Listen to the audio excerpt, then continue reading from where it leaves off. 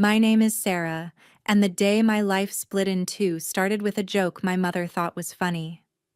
I was 8 when she pulled our car into a gas station, turned around in her seat, and smiled like this was all some kind of game. "Let's see if she can find her way home," she said as I stepped out to throw away my empty drink. I thought she was kidding. The car door slammed, the locks clicked, the engine hummed as she pulled away from the pump. I stood there, still holding the sticky plastic cup, waiting for the car to loop back around.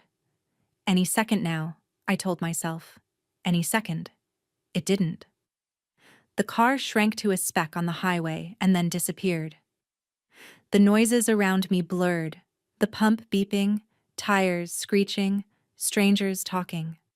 None of them were her. Inside the station, I tried calling her on a payphone, hands shaking so hard I almost dropped the receiver. Straight to voicemail. I left a message anyway, my voice small and breaking. "Mom, I'm still here. Did you forget me? Tell me what to do." No one called back. Minutes stretched into hours. A bored clerk slid a free soda across the counter, and somewhere between the first and second refill, I understood. This wasn't a prank or a lesson. This was the moment my childhood ended. 18 years later, different door, different footsteps, different test only this time. I wasn't the helpless kid waiting to be picked up. I was the one deciding who got to come inside. If you want to know how that abandoned 8-year-old girl became the woman who opened that door, and why the police showed up 5 minutes later, stay with me until the end. They didn't find my mother that night. They found me. A police cruiser rolled into the gas station hours later, lights off, engine low. A woman in uniform crouched down so we were eye level and wrapped a blanket around my shoulders, even though it was still warm outside. She spoke softly, like she was afraid I might break if she raised her voice. "Sarah, right? You're safe now. We're going to make some calls." Safe. It was a strange word for a kid who had just listened to every car on the highway and hoped one of them was coming back for her. That was the night my file was opened. Child abandonment, possible neglect, no contact information that actually led to anyone picking up. My parents vanished as neatly as if the earth had swallowed them. By the time the paperwork settled, I was living in a small house on the edge of town with a woman everyone insisted on calling my aunt, even though I barely remembered her. Her name was Eliza. The first thing she did was hand me a house key. "If you live here, you carry this," she said. "No locked doors you're not allowed to open." I didn't know what to say. I just closed my fingers around the cold metal and nodded. Life with Eliza wasn't soft, but it was solid. There were rules. Get up on time, do your homework, clean your dishes, tell the truth even when it hurts. There were also things I'd never had before. A packed lunch with my name on it, a light left on in the hallway, someone who noticed if I flinched when a car door slammed outside. When I couldn't sleep, I drew. At first it was the gas station over and over again, crooked pumps, a tiny car disappearing onto a blank road. Eliza would find the sketches abandoned on the kitchen table, her brows knitting together. "You can draw other things, you know," she said one evening, sliding a fresh stack of paper toward me. "Places you haven't been yet. Things you want." "I don't know what I want," I admitted. "Then keep drawing until you do." So I did. I drew oceans I'd never seen and skylines I hadn't visited. Funny thing was, the gas station still showed up in the corners sometimes, a sign on the horizon or a tiny strip of pavement under a distant sky. I couldn't erase it, so I started using it. I turned it into a landmark instead of a prison background scenery in a life I refused to let revolve around that one afternoon. School didn't ask about my past. Kids just knew I lived with an aunt, and that my parents weren't around. The whispers faded as the years passed. I got taller, sharper, less afraid of my own shadow. I learned to answer the phone without expecting bad news. I learned to walk into a room without looking for exits. By the time I hit 18, the file with my name on it was thick and worn from caseworkers' hands, but the last note was simple. Doing well with guardian. Plans to study art. No contact with birth parents. No contact. I thought it would always stay that way. 18 years after the gas station, my life finally felt like it belonged to me. I was 26, living in a tiny but bright apartment above a coffee shop, my art studio crammed into the corner by the biggest window. I had a part-time job designing flyers and logos, a growing list of commissions, and an upcoming gallery show that made my stomach flip every time I thought about it. On most days, my past felt like another person's bad dream. Then someone knocked on my door, hard. At first I ignored it. It was a Saturday, and I had music playing, brush in hand, sleeves rolled up. Whoever it was could leave a package, or come back later, or ideally forget I existed. The knocking came again, 3 heavy, insistent blows that rattled the thin door in its frame. I froze. There are sounds your body remembers before your mind does. That knock dragged me straight back to the gas station, to the way my heart had hammered in my chest every time a car door slammed or a stranger walked in. For a second, the room tilted. I swallowed hard and forced myself to breathe. "It's just a door," I muttered. "You're not 8. You're not stuck." My phone buzzed on the table. A text from Amy. "Don't forget tonight. We're still going out to celebrate your show, right? Normal life. Normal plans." The knocking came a third time. "Sarah?" A woman's voice filtered through the wood. Older now, rougher around the edges, but still carrying a note I recognized in the marrow of my bones. "Sarah, please. We know you're in there." The paintbrush slipped from my fingers and clattered to the floor. For a moment, I thought I was hallucinating. I had imagined my mother's voice so many times in nightmares and half-awake memories that it wouldn't have been the first time she'd shown up inside my head, uninvited. But this was different. The sound wasn't in my mind. It was in my hallway. "Sarah, it's Mom," the voice said again, words tumbling over each other. "We just want to talk. Please, just open the door." My hands went cold. I backed away from the peephole like it might burn me, then forced myself forward and pressed my eye to the little glass circle.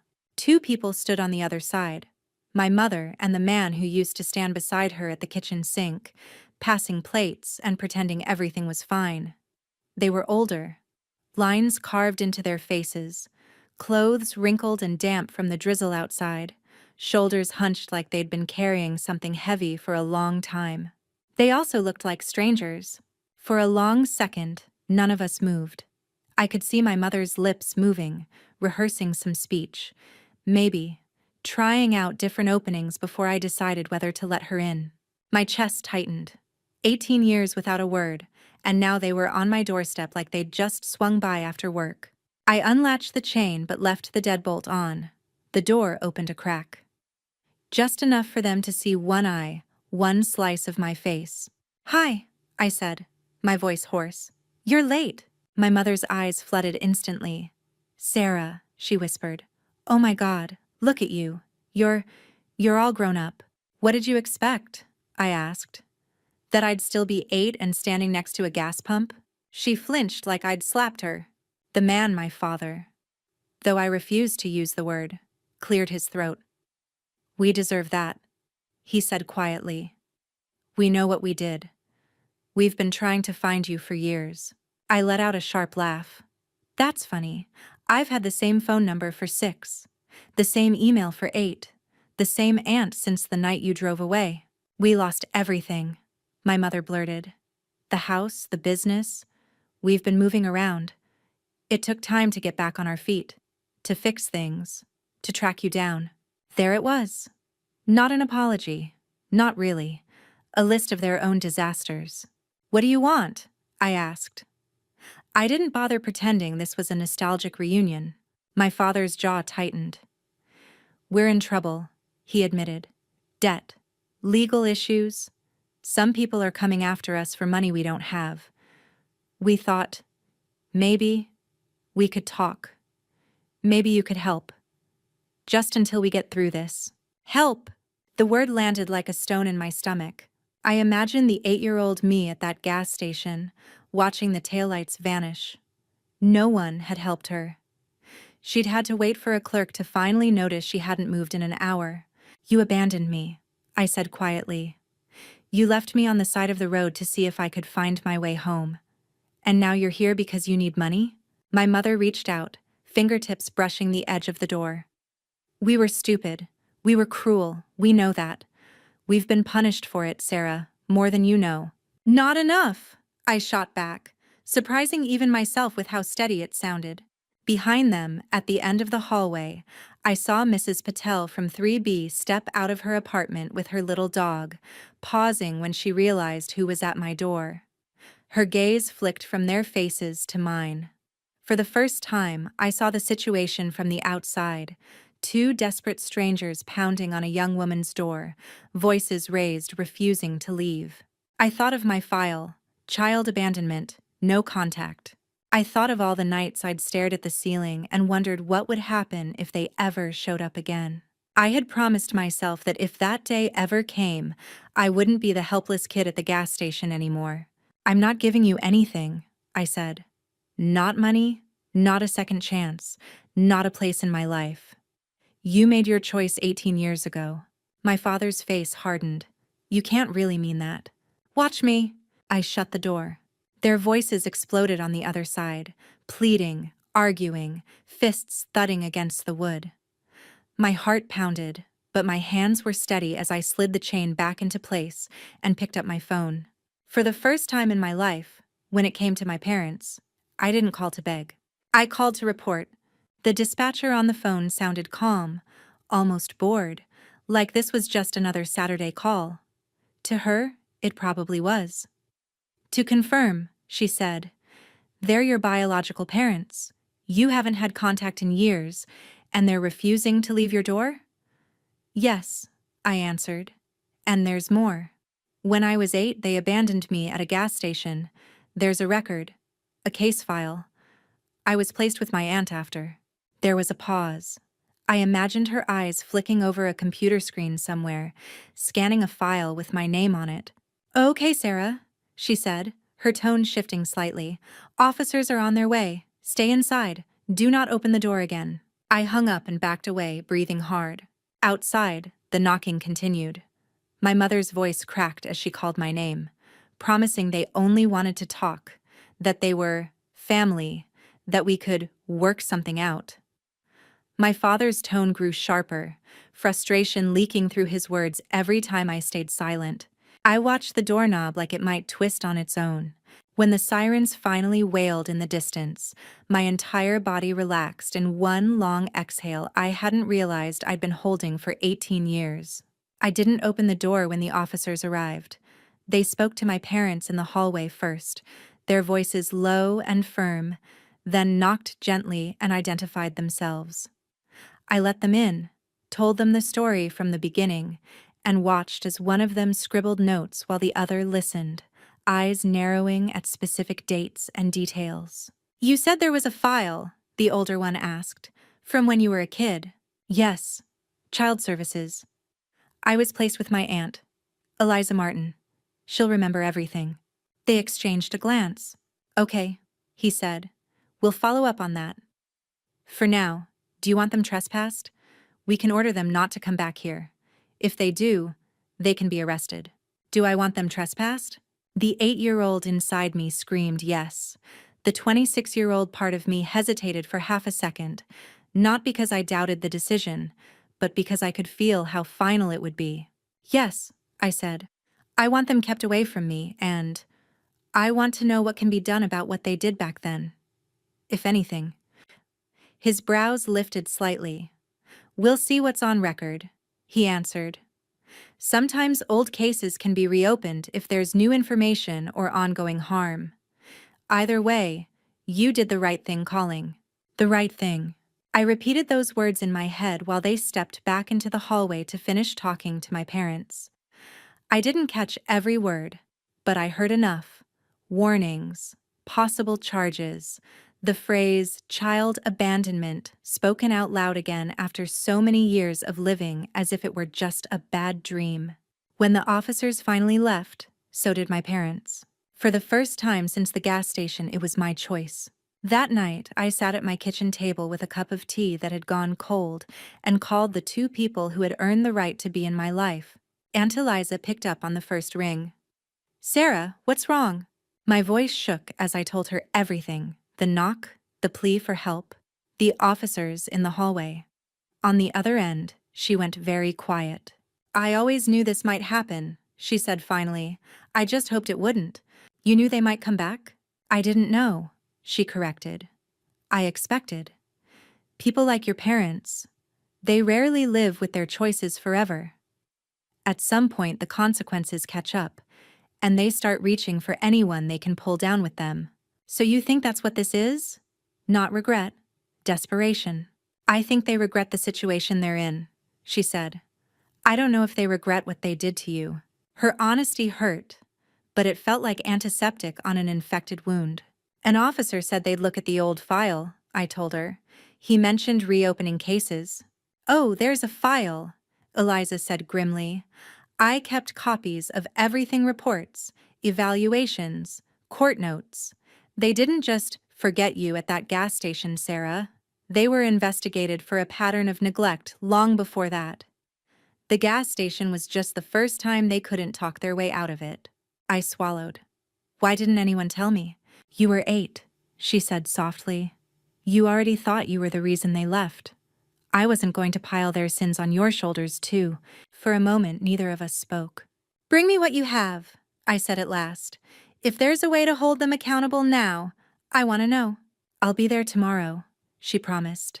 "We're not running from this." After I hung up, I called Amy. She listened in stunned silence as I recounted the same story. "I knew they were awful," she said slowly. "I just didn't realize they were the kind of awful that shows up with police reports attached." "I called the cops on my own parents," I said, testing the sentence out loud. "That has to mean something, right?" "It means you chose yourself," she replied. Finally. For the next few days, my apartment turned into a strange combination of art studio and evidence room. Eliza spread manila folders across my table: incident reports, notes from social workers, photos I didn't remember posing for, a little girl clinging to a blanket in a hospital hallway, a house with peeling paint and overgrown grass, handwritten notes about unreliable caregivers and unsafe conditions. Every page was another piece of proof that what happened to me wasn't a misunderstanding or a bad joke gone wrong. It was a choice. Repeated, documented, and ignored until the day they drove away and didn't come back. One line in an old report made my throat tighten. "Child expresses belief that she is too much trouble and that parents will change if I'm better." I remembered saying that. I just hadn't realized someone had been listening closely enough to write it down. By the time the detective called to set up a meeting, my decision was already made. If there was any justice left to squeeze out of what they'd done, even after all these years, I wanted it. The detective's office was smaller than I expected, cluttered with files and a dying plant on the windowsill. He introduced himself, offered coffee I didn't drink, and opened a fresh notebook. "Sarah," he began, "I've reviewed the old reports and spoken with your aunt. I also read the officer's notes from the other night. I'm sorry for what you went through." People say that a lot when they don't know what else to say. This time, it didn't sound like filler. It sounded like he'd actually seen the words on paper and understood that they weren't just stories. "So what happens now?" I asked. He tapped the stack of photocopied reports Eliza had brought. "Some of this is too old for criminal charges," he said. "Statutes of limitation are tricky, but the abandonment at the gas station, combined with the new contact, the way they showed up, the financial pressure they're putting on you." He paused. "We may not be able to punish the past the way it deserved, but we can absolutely protect you in the present." Protect. There was that word again. "I don't just want protection," I said quietly. "I want them to face what they did. Even if it's just being forced to say it out loud in a room where someone else is listening. We can document everything. he said. If they keep contacting you, we can move from warnings to charges, harassment, intimidation. If they try to use your identity or pressure you into signing anything, that's fraud. And the old file doesn't just disappear. Judges don't like seeing the words child abandonment next to someone's name. He studied me for a moment. I won't tell you what to do, but I will ask you this. What do you need to be able to sleep at night? The answer came easier than I expected. I need them to know that they don't get to walk into my life, demand help, and walk out again like nothing happened. I need them to understand that there are consequences for them, not just for me. His pen scratched across the page. Then he nodded once. If they reach out again, call us immediately. If you're willing, we can be nearby. Not to ambush them, he added, but to make sure things don't escalate and to document their behavior firsthand. I left the station with a card in my pocket and a strange sense of momentum, like I'd finally turned around and started walking toward the monster instead of away from it. My parents didn't show up the next day, or the day after that. For a week, my phone stayed silent except for texts about the gallery opening and Amy sending me bad memes to make me laugh. Then the messages started. Unknown numbers. Voicemails I didn't listen to at first. When I finally played one, my mother's voice crackled through the speaker, thinner and more desperate than before. Sarah, please. We didn't mean for it to go like this. We just need to talk. We're sorry, okay? We're in trouble. You're doing well. You can help us. We're still your parents. Still your parents. I forwarded the voicemail to the detective. A few hours later, he called back. If you're willing, he said, we'd like to be there the next time they come by. You don't have to let them in. Just keep your door closed and talk through it like last time. Do you think they'd come if you told them you were ready to listen? The thought made my skin crawl. But another part of me, the part that had spent years painting that gas station into the background of every canvas, felt something cold and precise click into place. They'd come, I said. If they thought I might finally give them what they want, they'd come.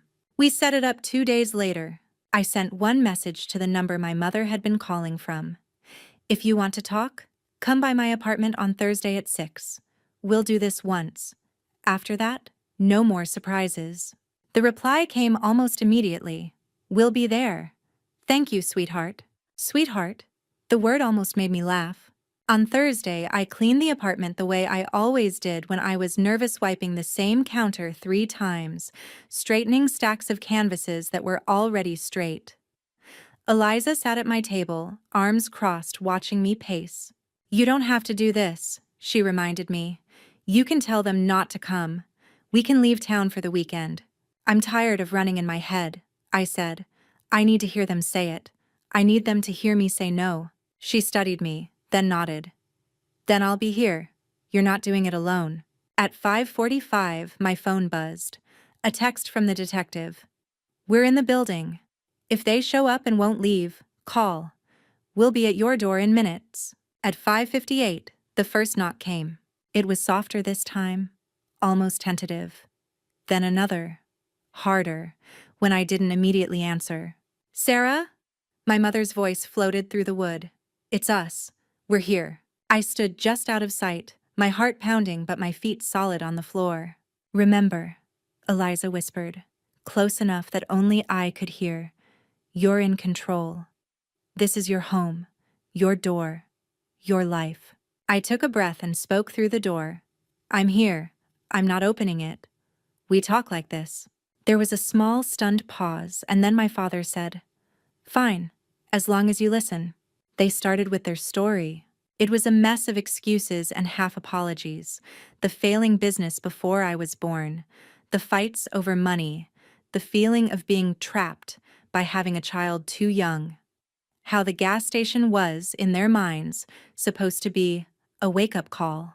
How they panicked and kept driving, then convinced themselves that social services would take better care of me than they ever could. You made a choice, I interrupted. You didn't panic for 18 years. You drove away and kept going. My mother's voice cracked. We were ashamed. Every year that passed, it got harder to come back. We watched your aunt's Christmas posts, your school pictures. We thought you were better off without us until things got bad for us, and then you remembered I exist, I finished. Because you needed something. They went quiet. You didn't lose your daughter, I said. You gave her away, on a highway, next to a gas pump. From the corner of my eye, I saw Eliza's throat move as she swallowed. Her hand found the back of a chair and gripped it. We're trying to fix it, my father insisted. Look, we're here. We're talking. You're successful now. You can help us pay off the worst of it. A loan. That's all we're asking. We know you have savings. We saw the article about your show. You're doing fine. Something in my chest snapped. You checked up on me, I said slowly. For years. You knew where I was, knew I was alive, and you still never called until you needed money. On the other side of the door, my mother started to cry, loud and messy, the way she used to when a bill arrived in the mail and there wasn't enough in the account to cover it. Please, Sarah, she begged. They're threatening us. If you don't help, we could lose everything. You already lost me, I answered. That should have been everything. They kept talking. I let them. Every word, every plea, every justification threaded itself into a timeline going back to that gas station, and for the first time, I saw it clearly. This wasn't about love or guilt. It was about survival. Theirs, not mine. My phone sat on the counter within reach, screen lit with the detective's number ready to dial. You told a cop you wanted them to face consequences, Eliza said quietly, reading my thoughts. You don't have to do this for anyone but yourself. Not even for me. I picked up the phone and pressed call. They're here, I told the detective when he answered. They're at my door, asking for money, admitting everything they did. I feel unsafe. I want you to come. On our way, he said. Stay inside. Keep the door locked. Keep them talking if you can. I slid the phone back onto the counter and leaned against the door frame, suddenly calm. You know, I said, raising my voice so it carried through the door. For a long time, I thought the universe would even things out on its own, that karma would handle you. But I realized something. What? My father demanded. I realized the universe doesn't knock on your door, I said. Sometimes you have to. They didn't understand what I meant. The sirens outside did. They started as a faint wail in the distance, growing louder, closer, slicing through my mother's sobs and my father's muttered curses. The dog in 3B started barking. Footsteps pounded up the stairs. The knocking on my door stopped. Sarah, my mother whispered. What's happening? Red and blue lights flashed through the peephole. Someone pounded on the main apartment door down the hall, voices calling out clear commands. I could hear my last name. 5 minutes after my parents started knocking on my door, the police were knocking on theirs. Eliza looked at me, something like fierce pride flickering behind her worry. Whatever happens next, she said, you didn't abandon anyone. You chose yourself. For the first time since that gas station, I believed her. When the siren stopped outside my building, the hallway went quiet for half a heartbeat, like the whole place was holding its breath with me. Then everything happened at once. I heard the main door downstairs slam open, boots on the stairs, radio chatter bouncing off the narrow walls. My parents started talking over each other, their voices rising in panic. This is ridiculous, my father snapped. We're her parents. We're not criminals. You abandoned a child, an officer answered, voice clipped and professional. Right now, you are here uninvited, after being warned not to return. That is enough. There was a sharp knock on my door, not frantic this time, controlled. Sarah, it's Detective Cole. Can we come in for a moment? I looked at Eliza. She nodded once. I unlocked the door and let him and another officer step inside, then locked it again behind them. The hallway noise became muffled, distant. In my living room, everything felt strangely small and too bright. Are you okay? He asked. No one had ever asked me that with my parents on the other side of a wall before.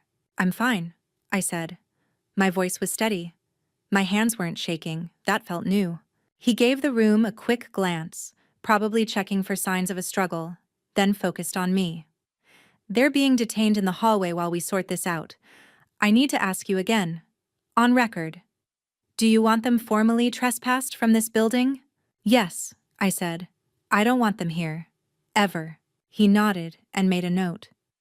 You did a good job keeping the door closed, he added. You also did a good job getting them to talk. We caught more on the hallway camera audio than you might think. I blinked. Camera? He pointed up at the corner of my ceiling near the door. I'd always thought the black dome belonged to the building's security system and had never paid much attention to it. It covers the hallway outside your unit, he explained. We have footage from the other night, and we're recording now. Combined with the old CPS file and what your aunt brought in, this is more than a bad family reunion. Eliza stepped closer. What does that mean exactly? He looked between us. It means we're not just talking about a one-time mistake 18 years ago. We have a documented pattern. Neglect. Abandonment. Now harassment, intimidation, and attempted financial exploitation of the same child they abandoned. Only that child is an adult now, and she called us instead of waiting for them to decide her fate. The words sank in slowly. Pattern, exploitation. Financial exploitation? I repeated. Because they asked me for money? That alone is ugly, but not illegal, he said. What is illegal is this. He pulled a folder from his bag, slid out a photocopied document, and held it where I could see. When we started digging after your call, we ran your name through a few databases.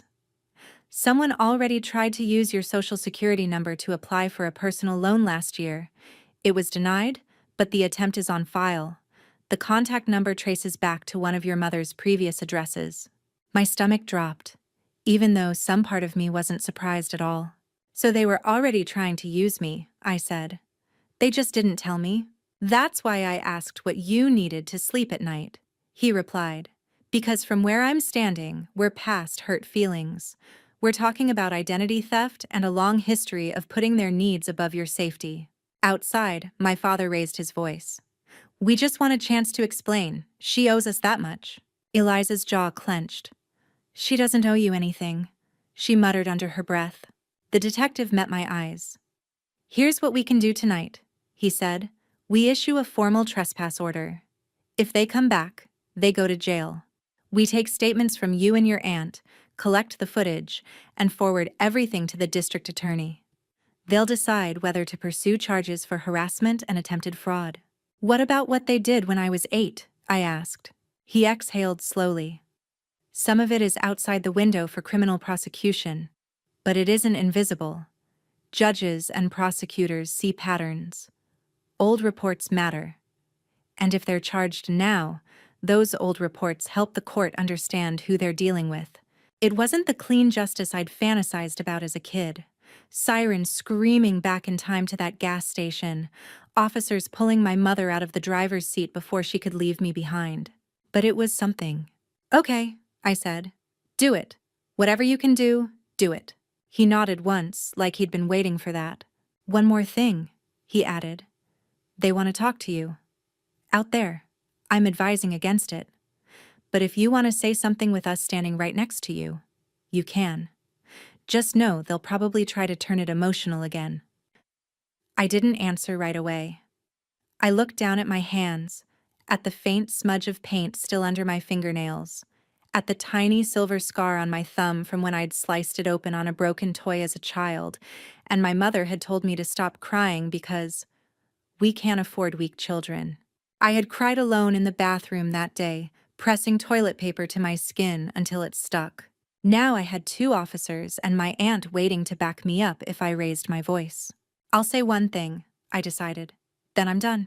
The hallway felt smaller than my living room had, lined with peeling beige paint and a row of doors that suddenly seemed too flimsy. My parents stood between 2 officers near the stairwell. My mother's mascara had bled into dark crescents under her eyes. My father's shoulders were rigid, his hands flexing against nothing because they weren't cuffed. Not yet. My mother's face crumpled when she saw me. Sarah, she sobbed, trying to step forward until the officer beside her held up a hand. Please, you have to listen. We're your parents. There it is again, I said quietly. That word. You keep using it like it's a magic key. My father scowled. We made mistakes, he said, but we're still your family. I looked from him to the officers, to Eliza standing solidly at my side, to the neighbors peeking through barely open doors, pretending not to stare. No, I said. She's my family. I tilted my head toward Eliza. You are two strangers whose last real act as my parents was leaving me at a gas station and seeing if I could find my way home. I did. It just wasn't to you. My mother's breath hitched. We've suffered, she choked out. We lost the house. We've been chased by creditors. We've been sick. You suffered because of your choices, I cut in. I suffered because I was a child you decided was disposable. And even now, you're not here because you suddenly love me.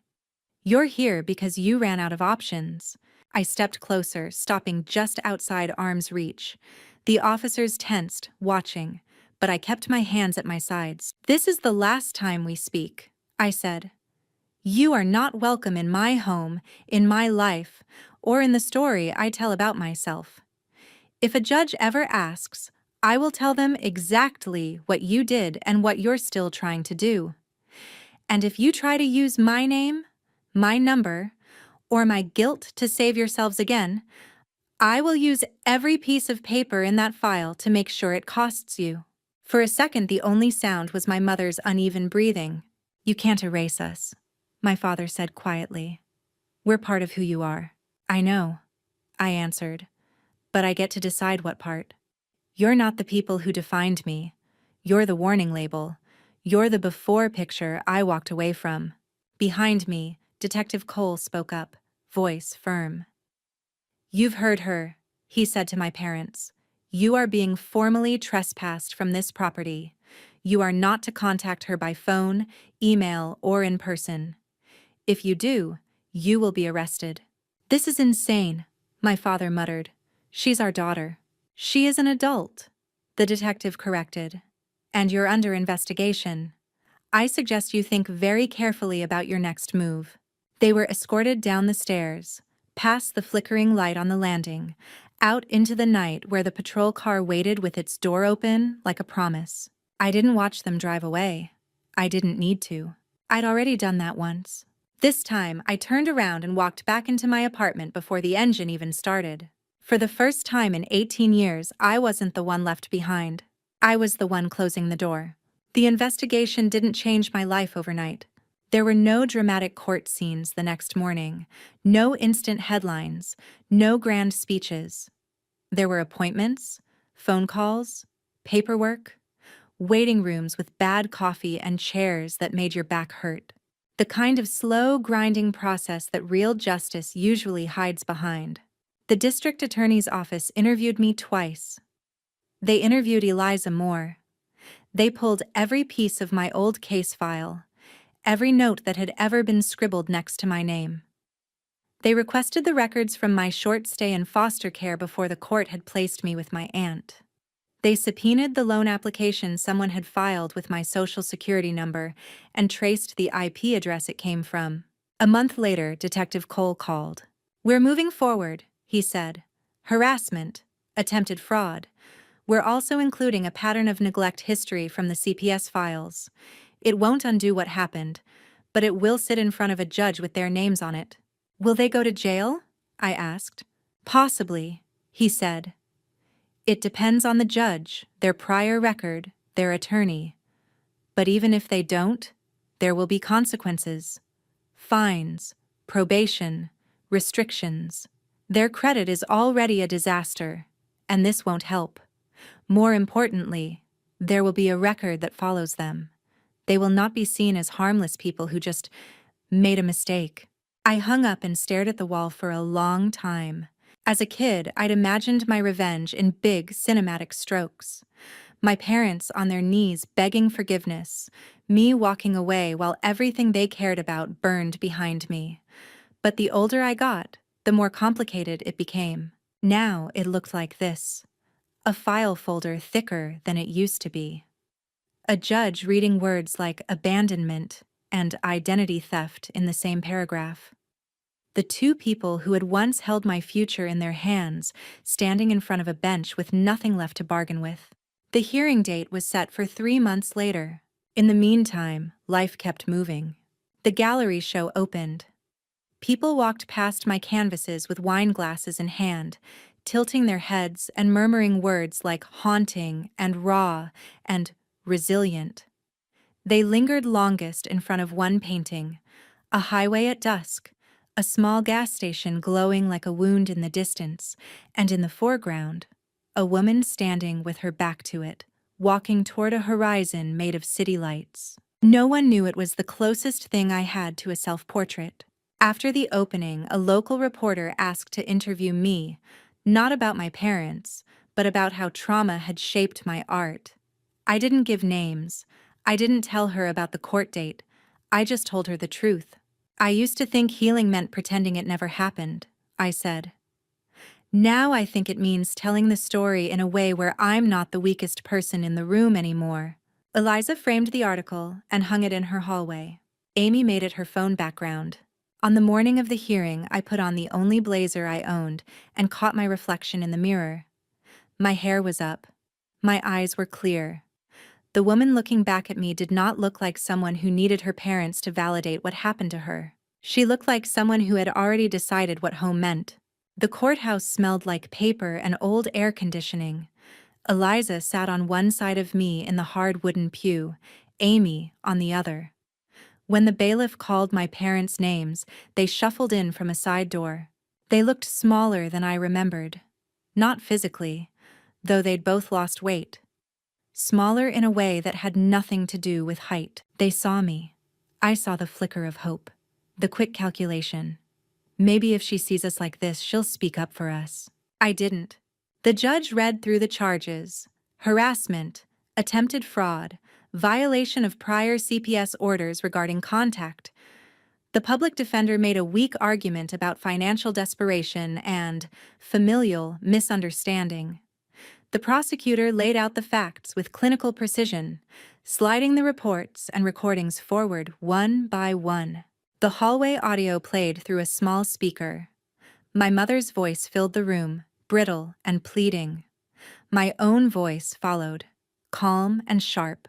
You didn't lose your daughter. You gave her away. The judge glanced over his glasses at my parents, his mouth a flat line. When it was my turn to speak, I didn't stand up for them. I stood up for me. I'm not here because I'm angry they're poor, I said. I'm here because when I was 8, they treated me like something they could leave behind to make their lives easier. And now, years later, they showed up at my home trying to use my life again. I'm not asking you to fix my childhood. I'm asking you to make it clear that people don't get to do that and walk away clean. My voice didn't shake, not once. In the end, the sentence wasn't dramatic. It almost never is. Probation, mandatory financial counseling, restitution for the damage to my credit, a no-contact order that stretched years into the future, a note added to their records that would follow them into any situation where they tried to position themselves as caretakers. They wouldn't go to prison for a decade. They wouldn't live in constant fear of sirens. But for the first time in their lives, they were officially, formally, publicly labeled as what they were. And I was no longer the only one saying it. Outside the courthouse, my mother tried to catch my eye as they were led away. I turned toward Eliza instead. You did it, she said quietly. You walked all the way back to that gas station without ever leaving this city. I didn't go back, I answered. I brought it here, and then I walked past it. We went home. Later that week, Amy drove me out of the city, past the strip malls and subdivisions, to a lonely stretch of highway I hadn't seen since I was 8. The gas station was still there, though the pumps were newer and the logo had changed. The sign out front advertised cheap coffee and overpriced snacks. Are you sure about this? She asked as we parked. No, I said honestly, but I think I need to see it as the place it is. not the ghost it's been. We bought coffee we didn't drink and stood by the window where a bored teenager rang up lottery tickets. Outside, cars pulled in and out, engines idling, doors slamming. No one looked twice at us. I walked to the edge of the lot, to the spot where the pavement met the gravel. In my memory, that place had been enormous, an endless sea of asphalt stretching out into forever. Now it was just a parking lot. I pictured the 8-year-old version of me standing right where I was, clutching a sticky cup, watching taillights shrink into the distance. I used to think this was the place where my life ended, I said. Now I think it's just the place where the wrong people left. Amy bumped her shoulder lightly against mine. And the right people found you. I smiled. Yeah, they did. On the way back to the car, I took one last look over my shoulder. The gas station didn't feel like a wound anymore. It felt like a landmark. A chapter heading. A place I passed through. Not a place I lived. That night, in my apartment, I started a new painting. No highways, no gas pumps, no doors. Just a woman standing in front of a blank canvas, brush in hand, the outline of a key on the table beside her. The caption I wrote for it weeks later when I posted a photo online was simple. They left me to see if I could find my way home. Turns out I didn't need to. I built one. If you had to choose, would you open the door for the people who broke you, or would you finally close it and lock it from the inside?